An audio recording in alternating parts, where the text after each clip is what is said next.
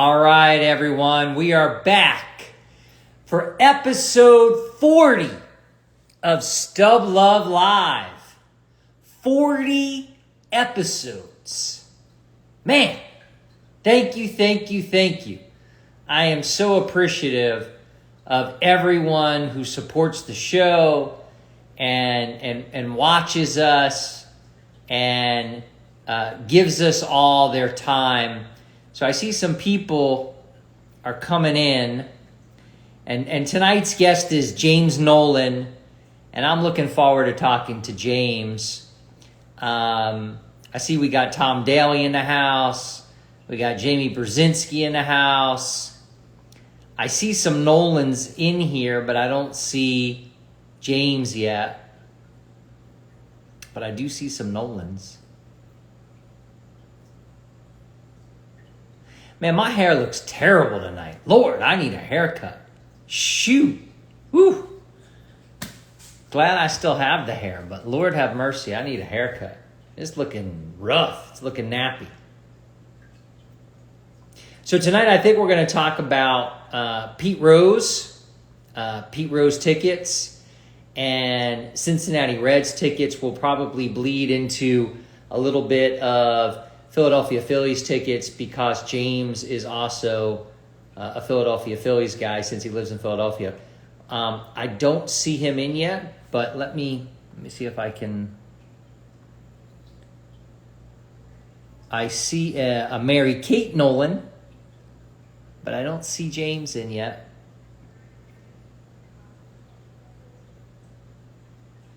So I'm just so happy that we get to talk tickets tonight. I need a break from elections and election coverage and election texts and election commercials. I see James.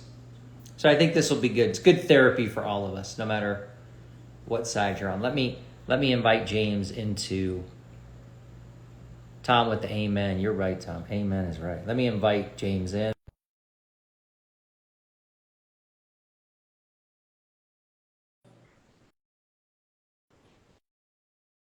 And let's start talking. There he is. Hi, Howard. Hey, James. How are you? Very good, thank you. So I got to tell you, I had a lot of people reach out to me today, and we're very happy that you were a guest on this show. So people all who reached out had very nice things to say about you. So I'm happy to have you on. Oh, it's great to be on. Thanks for having me. I really appreciate it. And we got a chance. I know I've bought some tickets from you on eBay, and we've communicated a little bit on Facebook, but I had never really talked to you. And I really enjoyed our conversation a couple of days ago. You really were enlightening, and candidly, James, I like to talk to the old school ticket collectors. I told you, and I wasn't kidding. I could have talked to you for hours. It was good stuff. Yep, same here. Someone asked me if I was nervous about it, and I was like, "This is like talking about Boston Marathon or Pete Rose ticket stubs. I can talk all night long. There's nothing to be nervous about." Yes. So why don't you tell everybody who doesn't know you a little bit about how you got started and when you got started collecting tickets? Sure. I grew up in Cincinnati, outside of Cincinnati, so became a big Red Machine fan and loved the Reds. Pete Rose, Johnny Bench, Joe Morgan, all those guys, George Foster, and all that kind of stuff. And then and I went to a few games every year, like probably about 5 or 6 Reds games every year growing up. And then I moved out to Philadelphia about 35 years ago, became a partial season ticket holder here. I've always loved baseball. But about 25, 30 years ago, I decided, hey, I think it'd be neat to try to get a ticket stub from every game during Pete Rose's 44-game hitting streak. Because I'm one of those diehards. I go to the games, I keep score, and I keep my ticket stub. And I was 78. I was 15 at the time. So I actually have 3 of the scorecards and the ticket stubs, complete with my tape that I taped them into my scorecard, my program. And so I had 3 of those games. So I started looking for those. And eBay and all that other kind of stuff helped out 25, 30 years ago. And, I started getting quite a few of them, but it was like fun. But then I was like, well, 44 game hitting streak, there's some double headers. There's only 41 games. It's like these are getting hard to find and everything, but this was really a lot of fun. I met a few people. So then I decided, you know what? Why don't I just try to get a hit from every game that he got a hit in, a ticket from every game he got a hit in. Wow. So that was 2,440 games. And that was I started that about 25, 30 years ago. I'm still pursuing it. I've got over 2,100 different. I still need 330 more to go. And I have to admit, I wrote it down. This has probably been my worst year. I've only added, I think, 13 tickets this year because they're getting harder and harder to find. But I've met so many great people out there that's helped me and everything else. And, I have a little website. It's a real simple website that lists all the tickets I'm looking for. Instead of CincinnatiReds.com, you go to RedsCincinnati.com, and there I am, and it lists all the games that I need and everything else. So it's been really a lot of fun and meeting all kinds of different collectors. So I buy, sell, and trade with everybody out there. So yeah, like people are saying, wow, amazing. So it's RedsCincinnati.com. Correct. Yes. Okay, and that has the listing of all of what you need to fill your holes. Exactly. It's just a simple spreadsheet of everything that I need currently that I'm looking for. So it's all there. Yeah. So let's kind of backtrack a little bit, because when we were talking on the phone a couple of days ago, you enlightened me on the 44 game hit streak, and of course I was aware of it, and I know that at some point I had a full. I think I traded it a full Pete Rose, the 44th game signed, and it was a really nice ticket, and I traded it off, and I kind of regret it now that he's no longer with us. But if you kind of think about it, James, and I don't know that ticket collectors, well, maybe some ticket collectors do, but I'm not sure anyone other than ticket collectors think about the rarity and scarcity of this. So this is a primary focus of your ticket collecting. You've been doing it for 25 or 30 years. There are only 41 of those games that you need tickets to collect the whole set, and you still don't have them all. I'm missing one. I'm missing one. Yes. So just I'm afraid to say the date because I don't know how much money I would spend on the one that I need, Howard.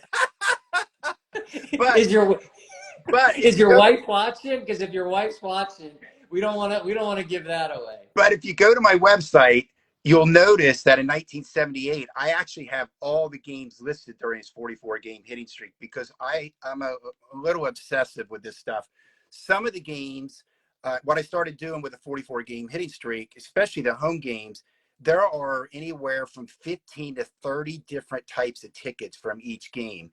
Especially the Reds, they have different colors. They had a red S on them for a season ticket, so on and so forth. So some of these games, even his 44th game, I'm looking now. Yeah, I have 36 of those stubs. I have full tickets from probably, I'm going to say at least 30 of the games and multiples of those. And the thing that was hard on those was obviously you didn't know the streak was happening early on, but there are a couple ones. His second game was June 16th. That's Tom Seaver's no-hitter, so that's an expensive one. Mm-hmm. And then there's also, obviously, his 44-game hitting streak. That's an expensive one, too. Mm-hmm. But then also Johnny Bench's 300th home run, which raises the price a little bit, too. But, yeah, I'm over the board on that. Here, I could just give you a little sample. This is an away game. I don't know if you can see them all. This is just the Mets because I try to get the different colors. As you can see, I have multiples of some of them because I don't sell or trade these too often unless it's something really good. And then what I was referring to on June 30th, there's different ones, and I've had, some have an S on them, some don't, different colors. And here's some more from June 30th, for example, that I wanted to, show to people. So, yeah, I'm a little bit fanatical about those. And I have, like I said, 30 different games of full tickets, but some of them I have maybe 4 or 5 different full tickets, including, Seaver's no-hitter. I have a few of those full tickets as well.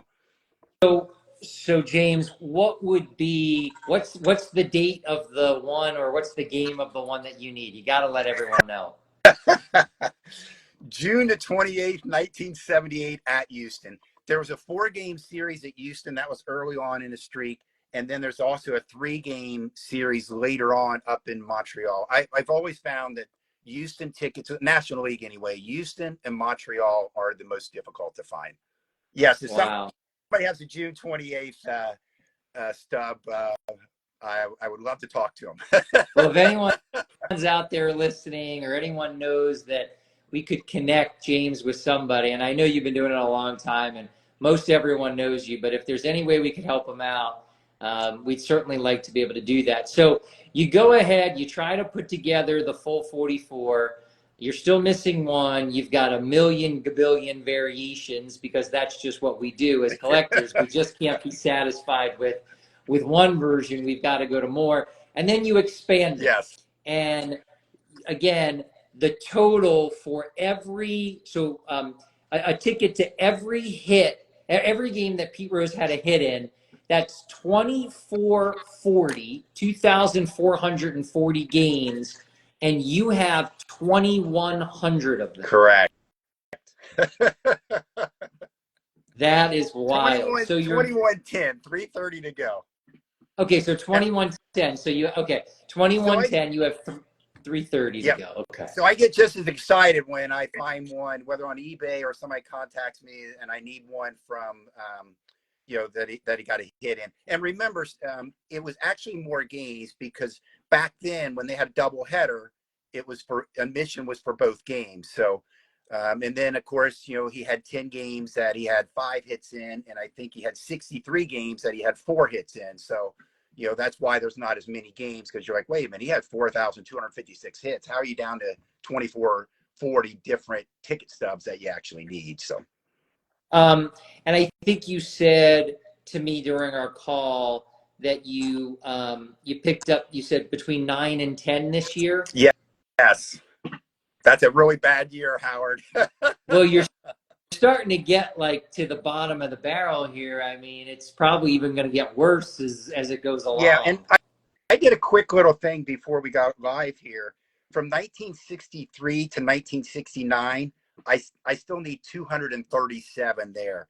After 1974, I only need 44. So the bulk of the tickets I need are the early years in the 60s. So I just don't know if they exist. We talked about it, like his very first hit on April 13th, 1963. I've only seen one on the internet. I have never, ever seen that. I would assume the sky's the limit on that one. So that one I never saw, but I did tell you, and I'll show you, I was really excited. I just got this one this summer. This is from April 14th. This is his second hit that he's ever got. And I was super, super excited to get that. And of course, the guy who had it knew it, and he made some decent money off of it. But where can I go to get an April 14th, 1963 ticket? And as we talked, if I saw one and someone had one for $100, I wouldn't buy it because I already have it. I don't need another one of that one. Right. Right. So here we are. We're talking to a collector. He's putting this run together, and James says, "You know what? I need hit number 2, and here it is. It pops up, and to you, that's kind of sky's the limit because you may never see one again." Exactly. To a guy like me, it's cool, but I'm not paying sky's the limit. But good for you. I'm glad you did. And I'm glad you added it. So it's funny. I was talking to Sean Doherty, and I saw that Sean joined. He's I Collect Tickets, and Sean's a great collector. We were talking a little bit today. Just I think we were talking. You were going to be on the show, and I talked a little bit about Pete Rose, and we were also talking about the fact that he won a ticket to Steve Carlton's first win. And I think it was in a recent auction. I forget, maybe it was the Leland's auction or something like that. But he won that ticket, and he thought Steve Carlton's first win was just phenomenal, and it's rare, and it's probably even more desirable than maybe even the debut because it's just tougher. Sure. And I said, one of the tickets that James is looking for is Pete Rose's first hit, and Sean's like, yeah, I mean, that would be, that's the hit king, and it's his first hit. Yep. I'd probably say way better than his debut, at least in my book and in Sean's book. Yeah, because, for example, I mean, here's his debut. And Reds collectors, I mean, he didn't get a hit. He walked his first time up in the first inning, so that was his first walk. Frank Robinson hit a home run in the first inning, so that was his first run scored. But Reds collectors, opening day, a lot of people collect those. A Friday night against the Pirates when he hits a triple off of Bob Friend, and there's 4,000 or 5,000 people at the game. You don't even know if they're going to be around. But one of the other things that I do collect besides the Pete Rose is I started collecting Reds opening day tickets, and I go back to, I don't have them all, back to 1941. I'm missing a few in the 40s and missing a few in the 50s. The key ones in the 50s is the Aaron debut in 54 and the Robinson debut, Frank Robinson in 56. But one that I have to find it here. One of the interesting things, James, and I want to let everyone who's watching kind of have your eyes open to this, is you haven't seen any plastic from PSA in James's hands tonight. We've seen some sleeves, we've seen some top loaders, but I haven't seen any slabs, Mr. Nolan. Yes. Yeah. So I'll give you an example here and I'll explain why. So here's some of my 40s tickets, Reds opening day. And you notice they're not slab. I do have a 52 full ticket. And here's some more from the 40s and the 50s. And then as they get older, like 57, you'll notice I have several in there that I can trade and everything else. But this is the one I was really excited about. I just got this one maybe a year ago. This is opening day from 1920. I don't know if you guys can see that. And again, it's not graded or anything else because I've never, ever have done that. But this one, I was a collector bought it.